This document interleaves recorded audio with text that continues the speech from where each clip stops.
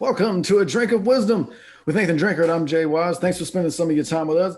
As you well know, our show is hosted on the Anchor app, but you can also find our content at Apple Podcasts, Spotify, and so many other podcasting locations. And if you prefer the video format of our program, you can find us at the A Drink of Wisdom YouTube channel. Lots to get into today. What's going on, Drink? I think you're muted. Another Wednesday in the business.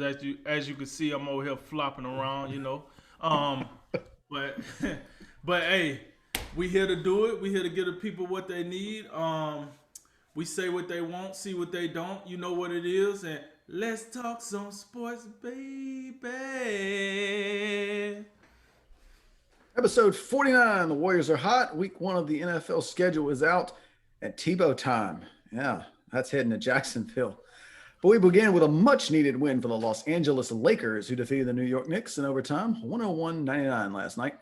Taylor Horton Tucker's three-pointer with 21 seconds left was the difference as the Lakers moved within a game of the sixth seed in the West. Kyle Kuzma scored a team high 23 points. 16 of those came in the second quarter. Anthony Davis added 20. And the hero of the night, Horton Tucker, finished with 13. Julius Randle led the Knicks with 31 points, 8 rebounds, and 5 assists. And Derrick Rose added 27 off the bench, but no other Knick scored in double figures as the Knicks blew a 10-point fourth quarter lead. Wesley Matthews' putback with 3 seconds left in regulation sent the game to overtime. The Knicks have now lost 3 of 4, but they are still tied for the fourth seed in the East with the Hawks and the Heat. All right, Drink, it's been a while since we've taken a look at the Lakers. What did you think of their performance last night? And will LeBron's return be enough to get them back to the NBA Finals? To answer the latter part of the question, I think LeBron return can get them back to the finals. Now, I think a better question would be what percentage of a LeBron we getting, right? Yeah, because I think if we get let's say we get an 80% LeBron, I think they can get it done. I really do. I think 80% LeBron can get it done. If we gonna get a 50% or below, I don't know. I think he struggles only because LeBron has been shooting a lot better this year, but that's not what he's known for. So if he can't drive the ball, he's gonna take a lot of shots. That means there's gonna be a lot of shots that come out of other guys' hands that can shoot the ball well. So I think that could be problematic. One thing I do like, I know this don't have anything to do with what we're talking about now, but he opted out. He opted not to play tonight against the Rockets. He and Anthony Davis both. They're not playing tonight against the Rockets, and I think that's a good move. I think they have enough talent on that team to beat the Rockets without those two. So I think it's a good move to rest them. Bring them when you play your next game against a contender, and go on from there. So I like that move. What I saw last night gave me, because the Lakers is my team out the West. It did give me a lot of encouragement. I think this team can get it together. Listen, because we have to understand this. No Schroeder, the Schroeder been out for like a good minute now, due to the health and safety protocol. So he's been gone. LeBron been gone. AD seems to be working himself to back in. Problem is he aggravated his groin last night, so we don't know what setback that could cause by aggravating his groin last night. And but I think what tonight would do is it would give more minutes for Drummond. It'll give more minutes for Gasol. Definitely give more minutes for THT, the hero last night. Matthews, guys that Morris only played like 5 minutes last night. So it gives those guys that, because you're gonna need them. Let's make no mistake. You're gonna need these guys at some point in the playoffs if you plan on winning it all. So you need these guys to be able to play. So with that said, I'm very encouraged with what I've seen. And listen, let's not forget how good the Knicks are on the defense side of the ball. You can say whatever you want to say about them offensively. You can say whatever you want to say about the ownership, because I might be with you. But when we're talking about the Knicks and the defense side of the ball, Tom Thibodeau got these guys balling on the defense side of the ball. If you watch them last night, it's a bunch of arm movement. It's a bunch of, Julius Randle shoots a free throw and shoots down to the other end of the court to guard AD. I cannot tell you how impressive that is. I didn't know NBA players could leave their ego at the door long enough to do something like that. But hey, you seen it. So I was impressed with that. Julius Randle is your best player. They said it on the commentating last night in the commentator booth. If your best player is playing like that, it's no excuse why your worst player ain't playing like that. So I seen that. I was encouraged by that. Derrick Rose, you know what I'm saying, father time. He rolling that clock back a little bit, just a little bit. He comes off the bench. He does his thing. I think Derrick Rose give the Knicks a good, how can I say this, like good leadership, like qualities from like the bench. I think for me, he kind of does what Rondo was brought in to do for the Clippers. Like he's not coming in to be a star. He's not quite coming in to be what Chris Paul is for the Suns, but he's coming in to make an impact in his way. And I really like. I'm telling you, that connection with him and Taj Gibson and Todd Thibodeau, like that triangle of the old days. At first, I thought it was some BS. I was like, "Yo, what is this? Oh, are we just gonna reunite the Bulls? Hey, what Noah at? He coming out too? Like, you know, Can we get Luol Deng? Paging you Luol know, Deng. hold on. Hey, Carlos, you ready? Bulls, you ready to come on here? So, I was like, yo, what we doing here? But I must admit, I gotta apologize. That seems to be working for New York. I like it. And New York gonna give somebody some problem in the first round. I don't know who it's gonna be at this time yet, but somebody's gonna get this work. But to the question that was asked, I thought that I was encouraged by the performance from the Lakers. They won. They played a gritty team. Just remember, last time they played the Knicks won. So they was coming off a loss to this team. They needed this win very bad for obvious reasons, and they got it done. And the young talent got it done. Oh, or should I say the young talent / new talent got it done. In the likes of THT. Let's remember THT was the linchpin that fell apart from the Lakers getting Kyle Lowry. You know, Lakers ownership said we don't want to move out THT. I understand you want him and Kuzma. We'll give you Kuzma and whoever the other person was in the deal, but we're not giving you THT. And at that time, I went on record saying I don't know. I might would have took Kyle Lowry. I like THT, but at this point, you need experience. LeBron likes experience over young guys. Why not? But Genie Buss and Rob Pelinka said otherwise, and now he's still there.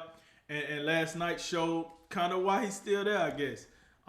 He turned over let's not get it twisted now. He almost cost them the game just as well as he won them the game.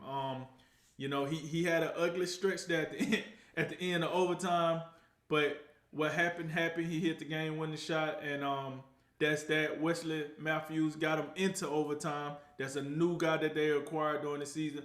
I tell you, one of the big problems with the Lakers this year is, they had a mass exodus of talent leave, and then they replaced that talent. And a lot of expectation got put on that new talent to be like, oh, these are upgrades. Shooter was an upgrade over Rondo.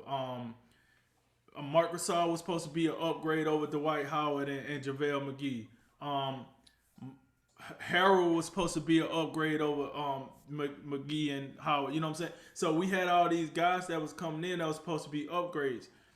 But the crazy thing is, if you actually look at it, they started off slow. It's starting to look like these guys are starting to get within themselves. And then it's the one guy. It's one guy that I saved him to the end of my little soliloquy, right? And that's Kyle Kuzma. Here's the deal. This guy right here. I think Kyle Kuzma is the key to the Lakers' success.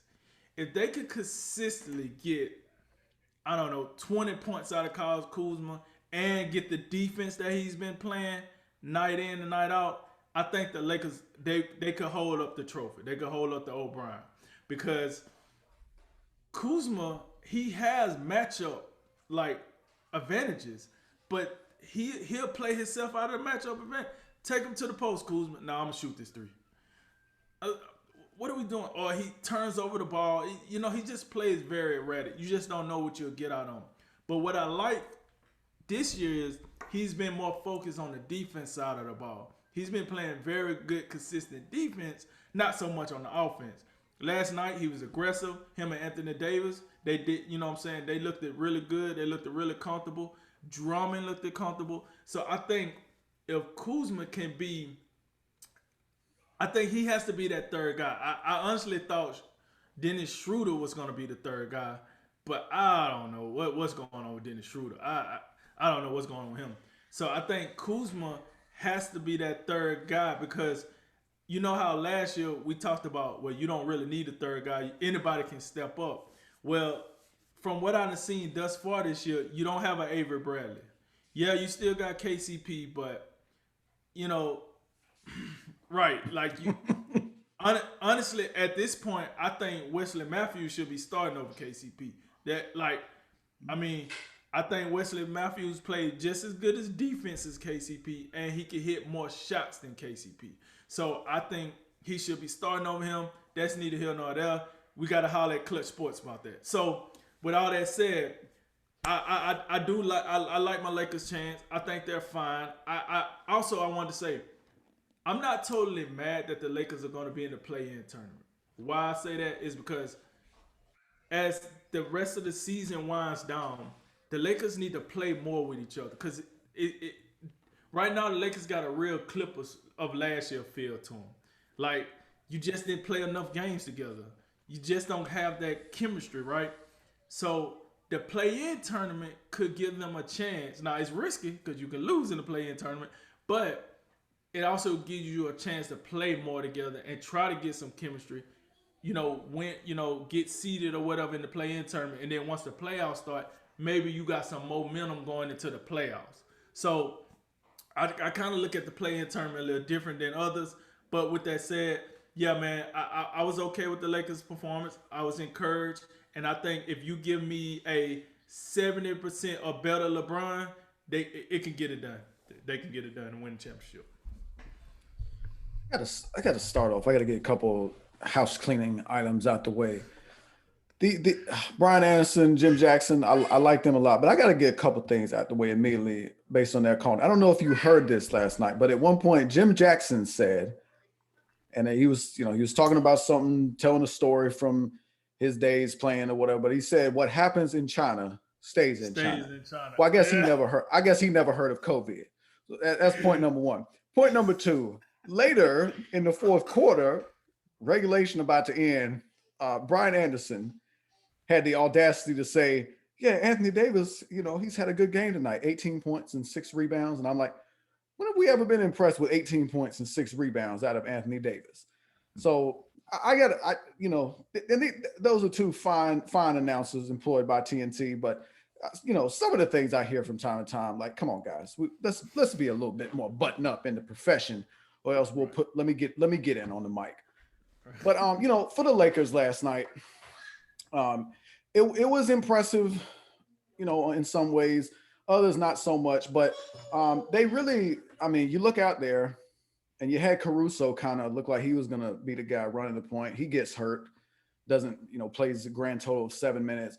Their offense was like, it was tough to get started, all night it seemed. It seemed like a lot of the time the best offense was just, inbound the ball and somebody just launch it down court to Anthony Davis for the Hail Mary of lobs. And, he gets fouled or something will happen. You had, whether it's Horton Tucker or sometimes it was AD, Gasol's out there directing traffic because he may as well be a traffic cop at this point because he ain't doing much as far as scoring points. But they didn't have a backcourt last night. You didn't have Schroeder. You didn't have LeBron. Then Caruso goes out. You don't have Rondo from last year. Horton Tucker, sometimes he's running the offense. That's not really what we think of him doing. So it was encouraging to see them find a way when they didn't have, in many respects, a real point guard out there. On the other side, the Knicks, and this is something that can get undersold real easily, no LeBron, no Schroeder, but the Knicks were missing some key guys from their backcourt. The impressive rookie Emmanuel Quickly, he did not play, and then one of their key bench guys, Alec Burks, who can score the ball really well, he didn't play. So both teams, as usual, whenever we talk about an NBA regular season game, missing some guys. But I really thought Kuzma showed up in a big way, and he is going to be important. And I think what the Lakers need from him, assuming AD and LeBron are operating at some acceptable, capacity, whether it's 75, 80%. I think you're going to need an Anthony Davis locked and loaded at 100%. I think LeBron can probably get by being at about 75, 80 because his IQ and just the amount of attention he's going to bring, regardless of his health, is going to create opportunities for others. He may not be as dominant in the paint as he once was, but I think they can overcome that by his, exceptional decision making and how many shots he's going to get other guys. But, assuming those two guys are good enough, then Kuzma becomes very important. If he can be a legitimate six man coming off the bench, like a Jordan Clarkson for Utah, then that's going to be a great advantage because, you just need guys that can come in off the bench and lead the second unit and help, weather the storm while, your key starters are getting some rest. The Lakers, this was a retro game last night. It was an overtime game and, still it was 200 points total in the game. Both of these teams are exceptional defensively, and with, LeBron being out and the Knicks they're challenged to score no matter who's playing. Wasn't no different last night. They shoot less than, just under 40%. So that was kind of fun to see. It's good to see, sometimes some old fashioned defense get played. But the Lakers, not only that, if the only question for them is, are they going to be healthy? And if not, how healthy can they be? That's going to be the determining factor. If they wind up in the, they can go any way, as far as they could win the title if they're healthy. But if they're not right, they could very easily not even be in this thing because they've slid down to play in. That's how crazy it's been. And it feels like it's been months since we covered a Laker game. And at the time they was, in the top four. They've been on a slide for a while now. Since LeBron got hurt, I believe they're 11-17 or something crazy like that. So they've been sliding, and we've kind of had a foregone conclusion that, they'll get their pieces back. They'll get LeBron and Anthony Davis back in here. And before this game, Anthony Davis had back-to-back great performance. He had 36 and 42 the two previous games. So that's encouraging if you're a Laker fan. But it's got to be both of them, because after that, you do have Schroeder, you got Kuzma. Montrezl Harrell is on the roster. I'd like to see him play more than 5 minutes. He can be a big factor for you. I think you need to. I would play him before I play Gasol. But KCP, Horton Tucker, Matthews, there's a lot of experience, and of course, you're right. They did have a lot of guys leave in free agency, but they did. The roster kind of filled out kind of weird for them both years because, they just had a lot of 1 year mercenary type guys, and they kind of, in some ways, did the same thing this year. Even Macklemore for a year. That's probably a one and done type signing. Things like that. So it's the same kind of feel, but in the end, even if they are healthy enough, will the lack of continuity and experience playing together, how is that going to affect them? I don't know how much. I only know like it's a wide berth between. They can, if they're right, they can make a run from the 7th seed and they can win the championship. And I think the odds makers, some of them still think the Lakers have a great chance to make it out the West, but it's all going to be predicated on health. And if they're not right, Golden State can beat them in the 7-8 play-in thing. And then, Memphis is a real team. They can get them out of here in the, win or go home for the 8th seed. So for the Knicks, though, it feels like every time we cover a Knicks game, they're so close and they just can't get it done late. Right. They've lost 3 or 4 now, but nothing much different than what we talked before. It's been a great season. Then this, I'm sure you remember the height of Carmelo Anthony. I think they made the Western Conference semis one year under Mike Woodson. I feel like this team is more entertaining to watch, than those teams. The way they play defensively is refreshing. You mentioned the effort of Julius Randle shooting a free throw and sprinting back. You got to sprint back to cover Anthony Davis, as I was talking about. They'll just heave the ball down the court because sometimes that's the only way they can score. Right. There's just, as usual, their half court offense late in games kind of gets me a little nauseous because it's just like what, the ball gets stuck with Julius Randle from time to time, and there was one possession where Anthony Davis is just locking him down, on the right side, and ends up being a shot clock violation. They gotta be a bit better in that regard, but I think in the end that's just something they got to try to fix in the offseason. I think Julius Randle is a guy who can carry you the first 3.5 quarters, and then you're going to need a legitimate guy, a legitimate perimeter, a guard scorer that can help you out down the stretch, similar to how the way Shaq used to carry the Lakers for 3+ quarters, but in crunch time, Kobe Bryant was the guy that got it done for you. Similar thing. They need another piece, but regardless, the way they defend, and they've just proven that they're going to be in every game because of how they defend. But it almost feels like a couple years ago when the Indiana Pacers didn't have Oladipo, and they got swept by whoever they played against. It might have been Boston. They just, they competed the entire game, but late in the game, they just couldn't execute in the half court, and because of that, they couldn't win a game. That's what the Knicks feel like to me. So let me. So I do got a question for you. I think right now they sit in the 6 or 7. I don't think they're tied. Yeah, they're tied for the 4th right now. The Knicks, okay. Heat, and Hawks are all 38 and 31. All right. So let's say, do you see the Knicks winning a series in the first round? Let's say they end up playing Hawks, maybe even the Heat. Look like, I'm not talking about the top 3 guys. I ain't talking about the Nets, Bucks, or the 76ers. But yeah, like we say, they'll have to have a chance to win the series. They got to be in the 4 or 5 range. I think both the Hawks and the Heat would beat them. The Heat, I think, will have a decided advantage just based on the experience. The Knicks would have a chance, I think, against the Hawks because the Hawks don't have a lot of experience either. But I feel like the Hawks, they got a lot more firepower, and I think that would just end up overwhelming the Knicks. Plus, we know what an impact Nate McMillan's had, but they're going to give, whether it's the Heat or the Hawks or even someone else, if they depending on how it shakes out, they're going to be a problem, and it's going to be a battle for whatever team they face.